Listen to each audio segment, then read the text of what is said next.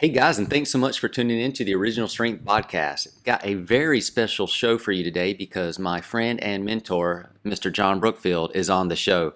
And John, welcome to Thank, the OS Podcast. well, thank you very much. It's great to be here. So if you don't know, John Brookfield is, well, he's an amazing man. I call him the modern day Samson. He Not only is he the creator and father of the battling ropes, he has also invented Brookfield's barrel training, which is to me one of the most amazing strength training systems ever. And he is also really, for me, like I said, he's my mentor, but he's pretty much a spiritual father to me. He's taught me so much about faith, about strength training, about God, about character, about just personal growth and development. I can't say enough good things about John. I'm quite certain that he is everything responsible for anything I've done, book wise, teaching wise. He's the foundation. And I've heard often that you stand on the shoulder of giants. Well, this is the giant that I've been standing on for the last 10 years. So I'm really excited to have him on the show. John, I got a question for you. Well, first of all, that guy you're talking about sounds pretty impressive. I'd like to meet him someday. Every day you look in the mirror. I can't say enough good things about John. He means the world to me. But John is, if you don't know, he is a modern day Samson. John, were you once a traveling, performing strongman? Can you tell everyone about what you used to do? Well, my background with the strongman, when I was 18 years old, 17 or 18, I was in Greenfield, Indiana. There was actually a gentleman about 82 years old, worked in a hardware store. I was a high school football player. He was like 82 years old, and I saw him bend some 60 penny nails, which is a nail about the size of a pencil. And kind of right then, that really kind of gave me that bug with the strongman stuff. So I started trying to dab with strongman stuff and was starting to develop it at a pretty early age. But yeah, did professional strongman stuff for many, many years.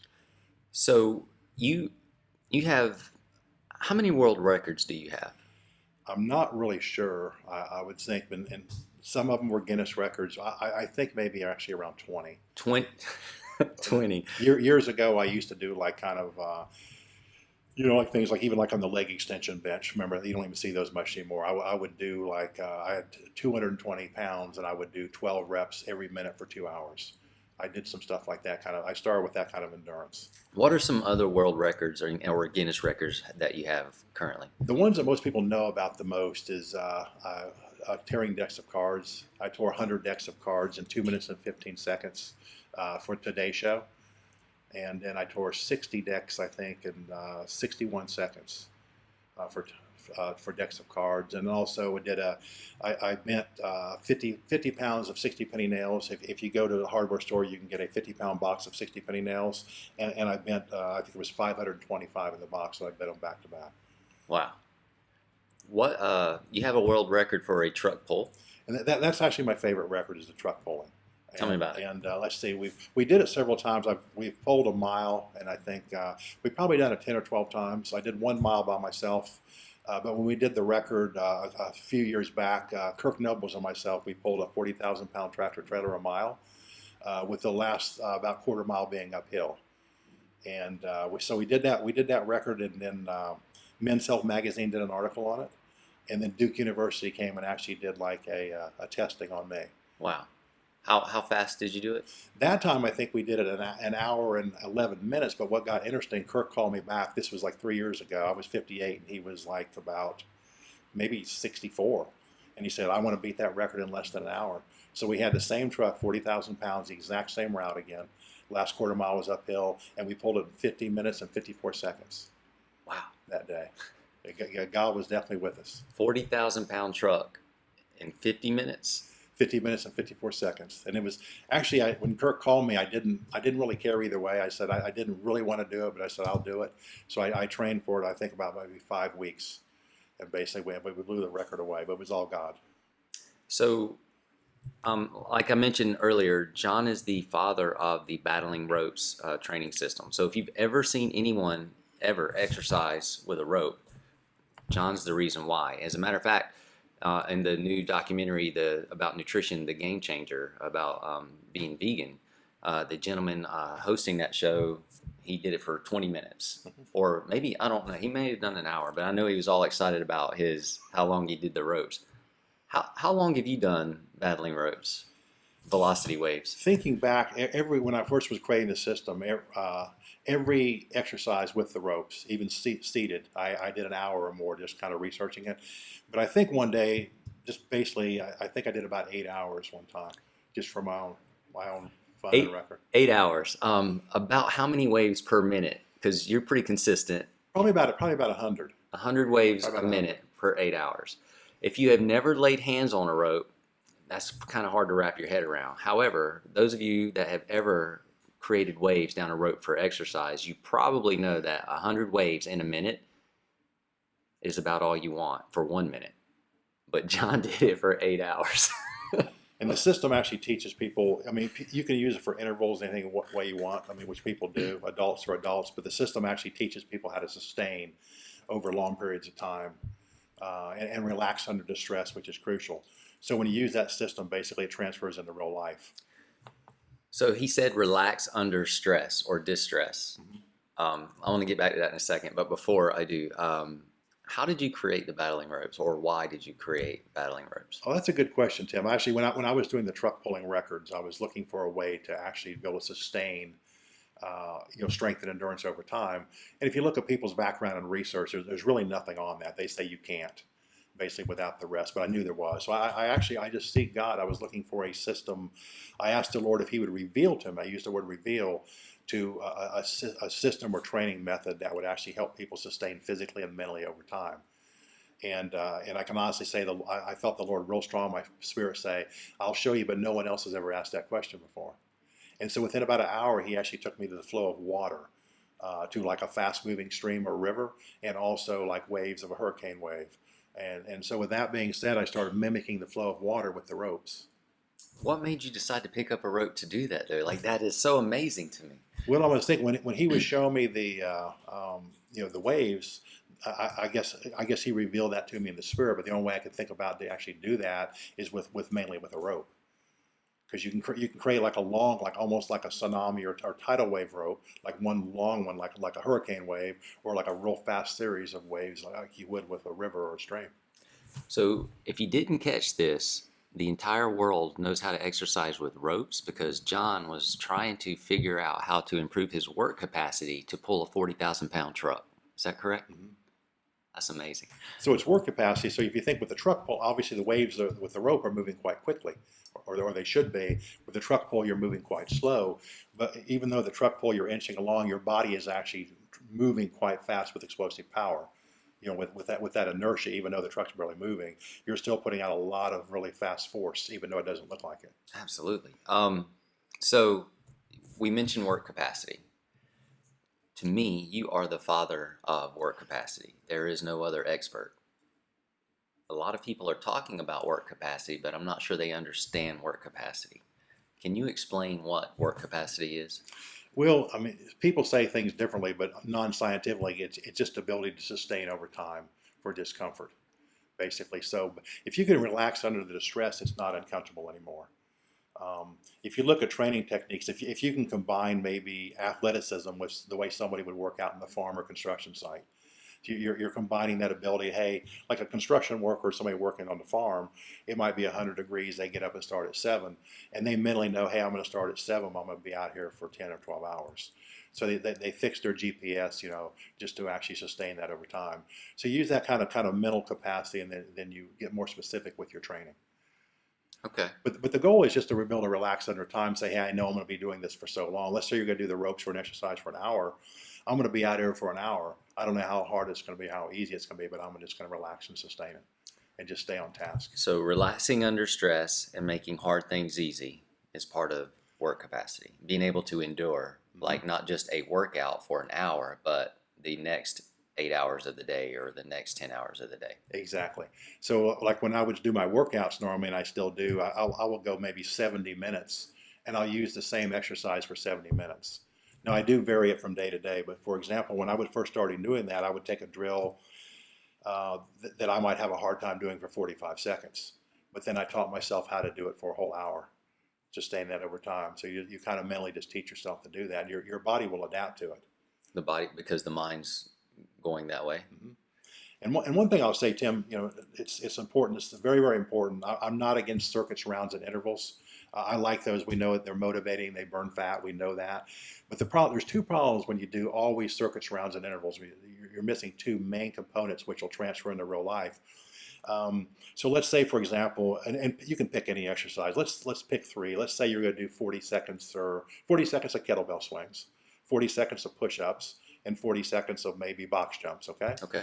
So you do 40 seconds before that kettlebell swing gets really, really hard. You get to let yourself off the hook before it really starts to work on your mind and body, and you get to go do something else. So you're constantly changing.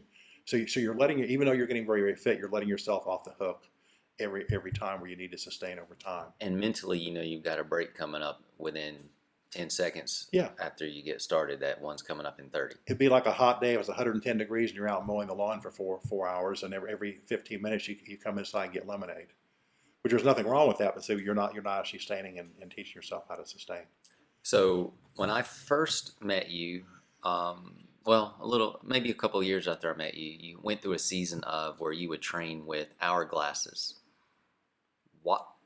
And you had a reason for it. Can you share why you would train with hourglasses? I almost forgot that, but yeah, I would use hourglass. I have an hourglass at home. I think it took about 52 minutes for the sand to come out.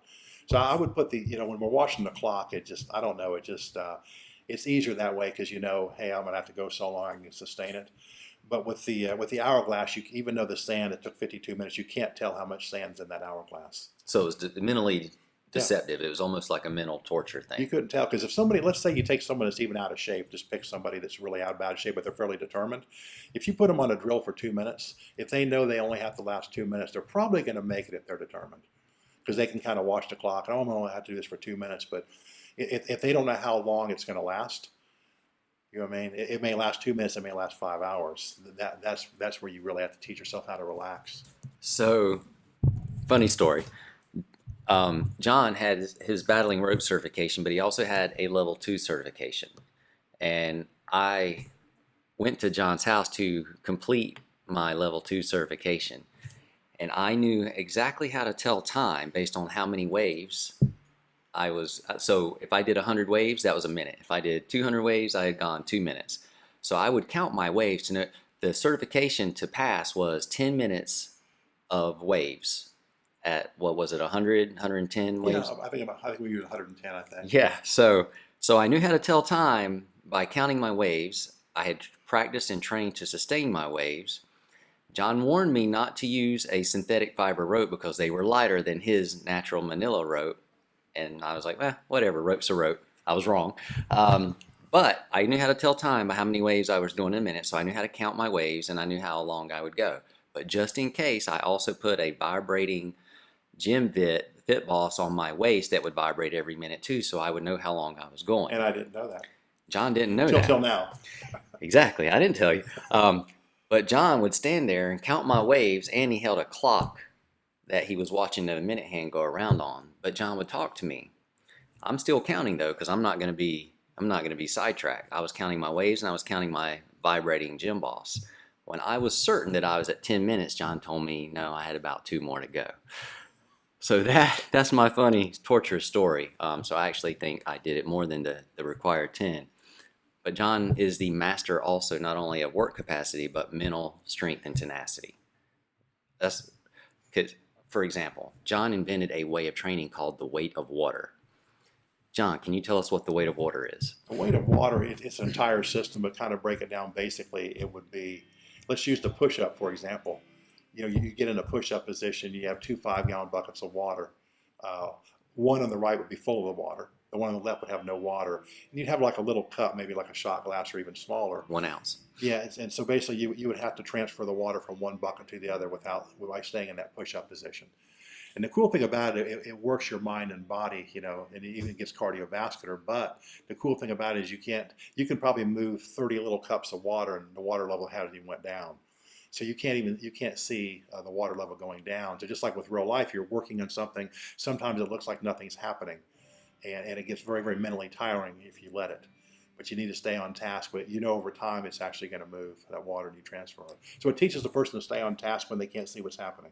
How long would it take to empty a 5-gallon bucket full of water with a 1 ounce cup? It basically would take me, when I did it, staying on task, usually around 42 minutes. 42 minutes in a push-up position. About 42 minutes. Wow. And also when I had people come and I would show them that, I would just put them briefly on it. But one guy came from New York. He wasn't an athlete. He was actually a logger up around the Canadian border. And he said, "John, do you mind if I try to move all the water, from one to the other?" And I said, "I'll just sit down and relax." And he actually moved it all from one to the other. Wow. That's impressive. If you've never tried the weight of water, get you 2 buckets, fill one of them up with water, and hold a push-up position and try to transfer the water from one bucket all the way to the other bucket. Use a 1-ounce cup if you do not like yourself, but if you like yourself, use an 8-ounce coffee cup. Either way. Or a thimble. Or a thimble if you really don't like yourself. So John, you're pretty much, to me, the father of work capacity, mental resilience training. You are the example of faith, how to keep going when you don't know what's coming up next, how to get comfortable being uncomfortable. So to me, that would make you an expert in fitness also for training, physical preparedness training, physical resilience training. Who would be the most fit person in the world? Like, you got all these athletes and you got all these vocations and stuff. Who do you think would be the most fit person? That's a good question. I'm glad you asked me. Several people have asked me that question in my thought, and I'll give you 3 examples. Somebody might think, well, is it the Ironman triathlon champion, or is it a CrossFit champion that stands on the stage, or the Olympic gold medalist in the decathlon? But we don't know who the fittest person in the world is, but I would say they would have to be at least 80 years old, and that's going to surprise you. But why am I saying 80? Because we're talking about longevity. So who could sustain over a long period of time? If someone's 80 years old and they're very, very fit and mobile and can still do good workouts, they would be the fittest, because it's long-term in life. We want to stay mobile and fit and strong as long as we possibly can. It's longevity. So it's not the young person's sport or whatever they're doing at that time. It's how long their body will last, and how capable are they as their body lasts. Exactly, because that person's setting the best example, and hopefully some of the people we mentioned, like in the CrossFit Winner's Circle or the gold medalists in the Olympics or the triathletes, hopefully they'll be fit when they're 70 or 80 or 90. But we don't know that. A lot of times they get beat up really, really bad. I often wonder that, because it looks like a lot of abuse for a short season in their life. Yeah. Like, I have not seen a lot of 60-year-old or 70-year-old cross. I'm not saying there aren't any. I just haven't seen a lot of 60 or 70-year-old CrossFitters. Well, and that made me think of something else, not to change the subject, but like Olympic weightlifting. Whether if you're a fan of the sport or not, I know a lot of the top Olympic weightlifters, even some of the ones from Russia that were gold medalists. And I can't think of any world-class Olympic weightlifter as they get old that's just not completely almost crippled. I mean, the ones that I know of, and you can study some of the the European great Olympic lifters. If you like the sport, that's great, but most of them are just completely annihilated as they get older in the joints and stuff. Do you think it's too much force on the body, or? I would assume so. I don't really know. It's probably a combination of that and not taking care of themselves. So basically, we want to stay strong and mobile over time so we can be productive and fulfill the destiny God has for us. Okay. So it's fine to train hard, because I've been very, very bad about overtraining myself. But then I learned, hey, we're talking about longevity here. We got to take care of ourselves in every way. Is there a chance that doing velocity for 8 hours was overtraining, or was that just for the sake of learning? I don't think so much for velocity, because the velocity is very, very. They've actually, the research in kinesiology actually found that it moves lactic acid and filters the body. But so it's pretty painless on the joints, because if you look at the battling ropes, you're completely piloting the plane. In other words, if we have a kettlebell or a weight, it can impose its will back on us. Okay. But the rope can't. Let's say if someone's got bad shoulders, they can only put as much force in that rope as their body's going to allow. That rope can't impose any pressure back on them. That's interesting. That's a good point, too. Yeah. There is a low learning curve and barrier. There's no barrier to entry for the ropes. As far as I know, I've not ever heard of anybody ever getting injured on the ropes. And I know a lot of world-class physical therapy guys, even like Davis Coe, he's in California, actually uses the ropes to rehab people's shoulders after rotator cuff surgery. Wow. Okay. That's not my forte, but he does that. Yeah. Awesome. So we talked about the most fit person. So it seems like, though, being fit, if the definition would be somebody in their 80s that's still strong and able and mobile, there also seems like there would be some type of wisdom that would accompany somebody that makes it that long. Like I don't know that that would all necessarily be an accident. You have to have some kind of wisdom. So who would be the wisest or the smartest person then? Smartest athlete? Well, I'll give you kind of a long story short. Like if you use Caleb in the Bible, a lot of people don't know who Caleb was, but when Moses was leading the children, the Israelites across the desert, Caleb went in, and they were in the desert for over 40 years, and Caleb went in at over 40 and came out at 85. And basically at 85, he said he was just as strong, as fit, and capable as when he went in. But she asked, well, how did he sustain that? Basically, the Bible said very, very clearly, he looked at God wholeheartedly the whole time, wholeheartedly. And you have to remember at that time, the example with Caleb too, God showing you will fulfill your destiny if you look to God at all times, because there was 600,000 grumblers for 40 years in the desert. Think about that. 600,000 people with bad attitudes around Caleb. But yes, Caleb still fulfilled his destiny because the Bible says he looked to God wholeheartedly. So he stayed focused and kept the main thing the main thing. Exactly. Yeah. Awesome. So that's also the key to strength and just mental capacity is have your focus on the right thing, which is God. Trusting in more than just yourself. Exactly. Okay. Exactly. This is good stuff to me. I hope you guys are enjoying. So John has just you have a book coming out. What? Today is April 30th. John's got a book coming out on May 15th called "Renew Your Youth God's Way." Can you tell us about what's your book? What does it mean to renew your youth God's way? What's in your book? Renew Your Youth God's Way. Basically, about 5 or 6 years ago, I was seeking God. If you look at once you make Jesus Lord and Savior, your list of benefits is in Psalms 103. And the last benefit, God says, and a lot of times there's songs about this, He renews your youth like the eagles. So God says, once you trust in Him, He will renew your youth like the eagles. And if you there's no pastors that really touched on that much. So I really seek God in the Bible and Scriptures, and also just in prayer. And He started showing me a lot of stuff about longevity and how that works. So the whole book basically is focused in stepping into your destiny. And there's so much in the Bible about health in there, people just don't see it. Like there's a chapter called "Strength to Your Bones." There's a tremendous amount in the Bible about how to strengthen and keep your bones healthy. There's a chapter about sleep. There's a lot in the Bible about sleep, about sleeping well, and just health to your flesh. So it's a book that actually will renew you spiritually, mentally, and physically, and help you fulfill your destiny. It's not actually a training book, but there's many, many, many golden nuggets in there for health and longevity that people's not aware of. There's one chapter called "Long Life and Length of Days." So like we said, the goal is basically longevity and health over time. So there's a chapter about that. There's a lot in the Bible about longevity and staying healthy for the long run. And also how to, like renewing and strengthening your feet, your foundation, girding your loins, which is your core and your middle there. So it's a holistic approach. So it's a whole body, like you're mentioning, sleep, movement, feet. Do you go over shoes or? Lack thereof. Okay. I do mention shoes, but if you look just very quickly, there's a lot of different things about shoes. But God made the man barefoot, and back in the old days or other countries, they're either barefoot or they wear thin sandals. Basically, most of the shoes now they're jacked up in the back, which actually puts you on an angle. If you look at it, throws your spine out of line. So basically, it talks about biblically how the foot's made and how to actually renew your feet and keep them strong over time. Because that's huge physically. You got me curious about the sleep part too. How do you renew your youth with sleep? I mean, I know people need sleep to recover, but is there a certain way you're supposed to sleep? Or there's a lot of verses about sleep, and the chapter is your sleep shall be sweet. So basically, God promises, once you make Jesus Lord and Savior, your sleep will be sweet. But He says right before that, what keeps it? So when people are anxious or fearful, it robs your sleep. Okay. And your sleep is crucial because most people sleep 8 hours, which is a third of their life. And you're not supposed to go to bed anxious, or nervous, or scared. Exactly. You just basically enter the rest of the Lord, just relax, because that's wherever the renewing is. Yeah.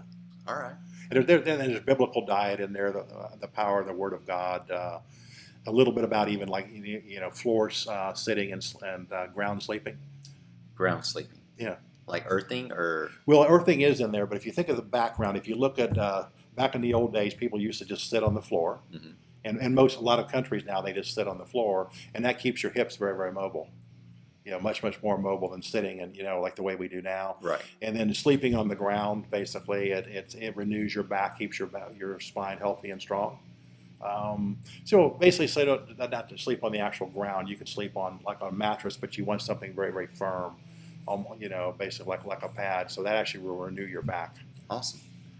Yeah. So you said, are there exercise programs in this, or like ways to move in the book as well? There's not actually exercises, but there is a lot of stuff about how decompressing your spine, keeping your spine healthy.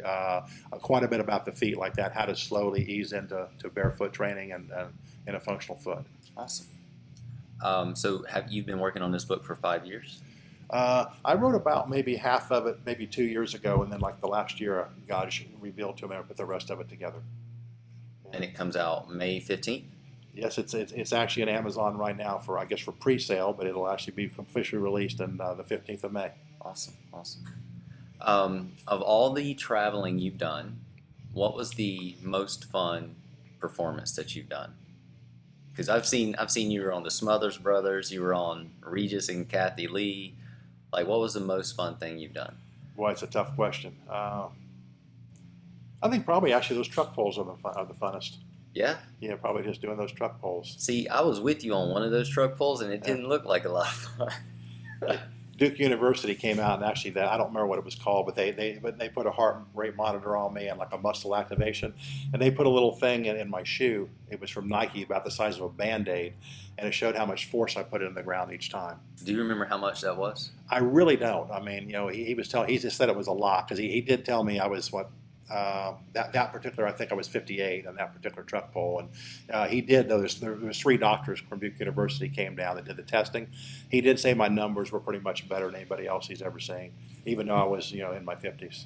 So I was actually there at that truck pull, and I specifically remember John and Kurt they had taken like a 15-second break to stand up and stretch their back.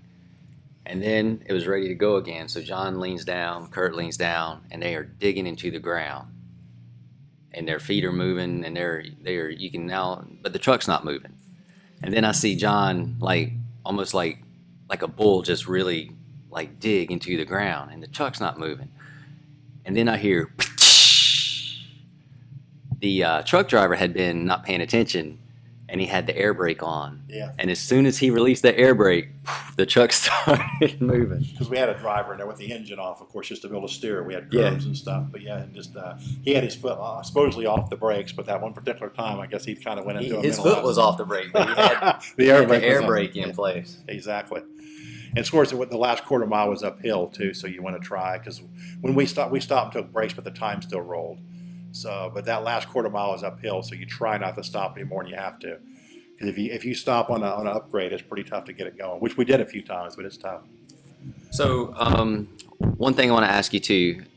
A couple of years ago, and I think you still do it, and you were just talking about you saw someone else doing it. You would carry a cross down the highway or alongside the highway. How heavy was the cross you were carrying? I've got different ones, but the biggest one's right around 200 pounds. How long have you carried the 200-pound cross on your shoulders? I would usually go out for several hours. There was a lot of people that wheeled the cross, and I greatly appreciate it, because the main thing is a testimony for Jesus. But about maybe a few years back, He says in His Word to give Him the first fruits. He said, "Give me the first fruits of everything." And He said, so I gave Him the first fruits of my physical strength and energy, because I do like a lot of training. So the main thing in carrying the cross is the message for Jesus. Please don't get me wrong, but also I got my workouts with it. So instead of wheeling it, I would actually physically carry it.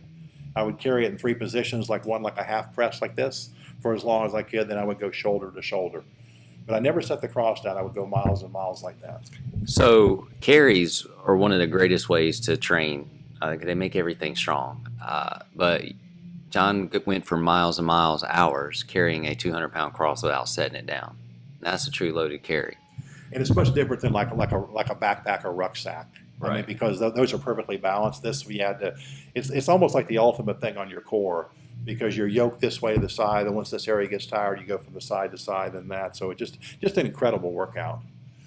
But the main thing is, like I said, the ministry for Jesus was just very, very visual. And so I've planned before maybe some much longer carries in the future. Do you have any new things you want to tackle coming up, like carries or records or training modalities you've been playing with or anything? Well, several little by little, I've been rehabbing my feet, so I do some barefoot running now, and I usually do barefoot most of the time. I got some very thin sandals I wear, just flat sandals like for hiking or rock stuff like that. But I like the barefoot running and just kind of rehabbing the feet and the hips, because the goal I really found, Tim. I mean, there's so many different ways to strengthen your core and stuff, but the thing about it is there's more nerves, and as you well know, there's more nerves in your feet than anywhere else in the body, and they're like a control panel, and they tell the body how to fire. So a lot of times, like myself, I found my feet were quite strong and my hips were quite strong, but they weren't working real well together, like I was telling you.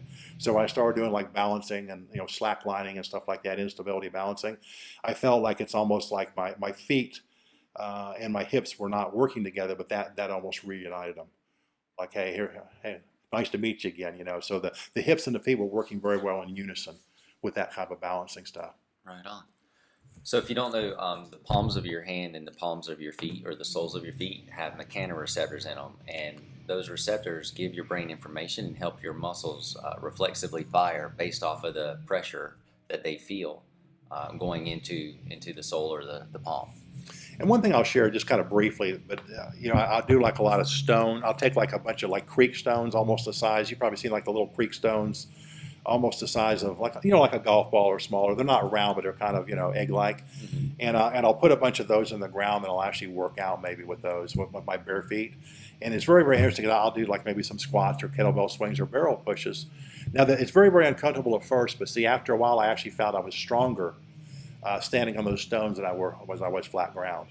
And what it was, because see, my that pressure in my feet was actually activating my whole body and telling my body when and how to fire properly. That's awesome. And I've never actually trained anybody else that, or ever showed anybody else. I've never seen anybody ever do that. But God kind of showed me to that, so I used that mentality. And but I found actually, like with heavier weight, once I got used to it, I could lift more weight and stabilize better on those stones than I could flat ground, because my feet were communicating once again with the rest of my body much better. If that makes sense. It does, and that also runs along the line of how earthing helps the body too. Yeah, and earthing is a chapter in the Bible. Most people don't know about that, but I'll share 3 things about the barefoot thing that's very healthy. Earthing is kind of a new name, obviously, but if you look at, I'm not very scientific, but the earth actually has, electrons, basically, almost like an impulse. And when your bare skin is on the ground, your hands, your feet, it actually goes through your body. And there's a kind of a science now called earthing. They've actually proven it actually strengthens your heart, hormones, takes out inflammation, that type of thing. So there's a chapter on that in the book Renew Your Youth God's Way. But the 3 things that's really cool about barefooting, Tim, it does 3 things. So let's say if we're out walking, in the forest or so, it's making our feet activate, so it's strengthening our feet and our loins, our core, all working. So it's giving us better physical balance, but it's also giving us those electrons, to actually strengthen our body and help us recover. Then the 3rd thing, good dirt is very good. The good microorganism, the bacteria are very good for our body. So that's actually getting on the bottom of our feet too, and I believe making us healthier, helping our immune system, if that makes sense. Yeah. So those 3 things are very powerful. So basically what you're saying is, if we move naturally in nature, mm-hmm. as we're designed to move with nature together, we're stronger and healthier. Exactly. It's amazing design. Yeah. I think God came up with that, Tim. But over time, you have to look at what God did, basically the basics, and that'll never be improved upon. The Bible says very clearly, the wisdom of man is foolishness with God. So we don't ever want to alter what God did. So he made the foot to be flat. If he wanted our heels to be jacked up, right, like shoes are, he would actually put more hide on the back of our heel, or more bone there. But there's a reason he made us that way. And one thing I'll say about, and it goes against what most people think, most people wear arch supports. And what does an arch support do? It does exactly what it says. It supports. So basically your feet, your arch will come back like very powerful springs. But if they're supported all the time, they get lazy because they don't have to work. If there was 10 of us and went out and worked on a construction site, comparison 2 of us, if there's 10 specialists out there instead of 2, what's going to happen? You need to take a break. Yeah, they're probably not going to work. They're going to have to work as hard. Yeah. I've actually built my arches up twice, and you'll say, well, how did I do it twice? How did they fall? I was working like a DOT contract job, and I had to wear kind of big clunky boots, and my feet actually got weak in those. And as soon as I got out of them again, my arch actually come right back up. And your arches is so important because your arches will support your back and your hips, Yes. and your entire spine. But it does take a little time to rehab your feet, guys, and I talk about that in your book. You can't do it right away. If you start trying to get into stuff real quick like that, running and stuff, you're probably going to maybe have problems with your Achilles or your big toe. So you have to kind of ease into it, but I do talk about that a lot in the book. Awesome. But it's more than worth the time to rehab your feet. I agree. I think it's more than worth any amount of time to honor your body's design and start moving and living the way you were designed to, for sure. And Tim, you asked me a question earlier, and for some reason I didn't answer you. I'd like to answer that. You said, who's the smartest person? Yeah. Other than, I'm just kidding, not me, obviously, but the smartest person, that's a good question. But we don't know who the smartest person was. The Bible obviously said Solomon was, but the smartest people, once I said probably the Apostle Paul was the smartest, and God says, well, Solomon was. But the Apostle Paul, for example, or the apostles, I don't know how smart they were with bookwork, but they were smart enough to see, hey, they needed to serve God basically and fulfill their destiny. So I say the people that fulfill their destiny, and look to Jesus and seek Him to fulfill that destiny, that they're the smartest. So here's a closing question. How do you, if a person is supposed to fulfill their destiny, do we all have a destiny? We all have a destiny, and I'll share this with you. So, once we make Jesus Lord and Savior, God created us, each one of us, with a very, very powerful destiny.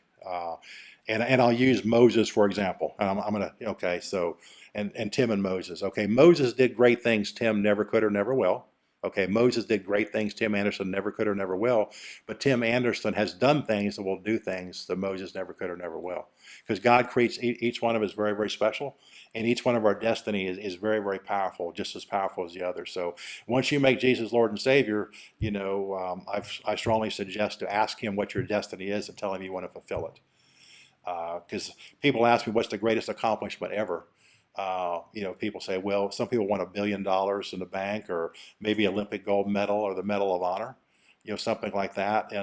But the greatest accomplishment we can ever have is when we die or Jesus comes back, hear the words, well done, good and faithful servant. That's the greatest honor, greatest accomplishment ever. Awesome.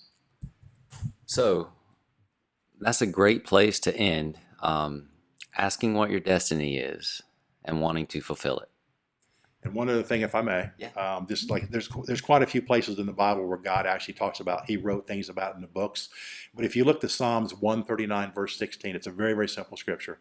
Psalms 139, verse 16, it says, in God's book, He wrote your destiny, the days fashioned to you. In other words, your exact destiny.